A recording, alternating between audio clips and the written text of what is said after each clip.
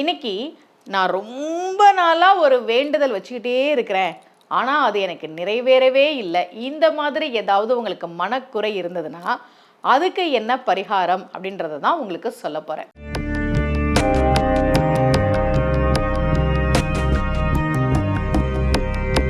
ரகசிய உண்மைகள் சேனலை பார்த்து கொண்டிருக்கும் உங்கள் அனைவருக்கும் சுமதி ஸ்ரீயின் அன்பு வணக்கம். இந்த பகுதியில் நம்ம நிறைய பரிகார முறைகள், பரிகார தலங்கள், ஆன்மீக கேள்வி பதில்கள், ஆன்மீக சந்தேகங்கள், என்ன பிரச்சனைக்கு என்ன மாதிரி வழிபாடு பண்ணணும்னு தொடர்ந்து பார்த்துக்கிட்டு இருக்கோம். சில பேர் என்கிட்ட ஜாதகம் பார்க்க வரும்போது சொல்லுவாங்க, நான் இந்த விரதம் இருக்கிறேன், இந்த வேண்டுதல் பண்ணுறேன், இதுக்காக கோவிலுக்கு போய் வேண்டிக்கிறேன், ஆனால் அது நடக்கவே இல்லை, ஏன்னு தெரியல.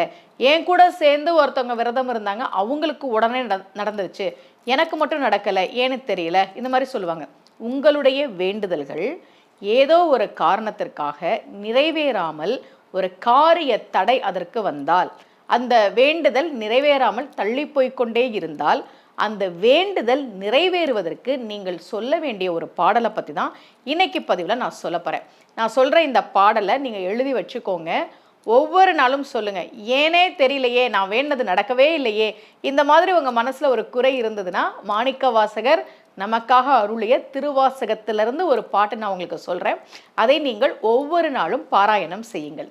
ஏசினும் யான் உன்னை ஏத்தினும் என் பிழக்கே குலைந்து வேசருவேனை விடுதி கண்டாய், செம்பவழ வெற்பின் தேசுடையாய் என்னை ஆளுடையாய், சற்று உயிருக்கு இறங்கி காய்ச்சின ஆலமுடையாய் அமுதுன்ன கடையவனே.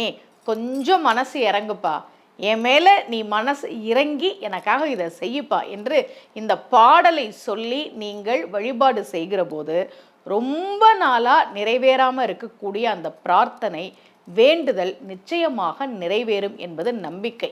யார் யாருக்கோ இறக்கம் வைக்கிறியே, என் மேலே கொஞ்சம் இரக்கம் வைக்க மாட்டியா?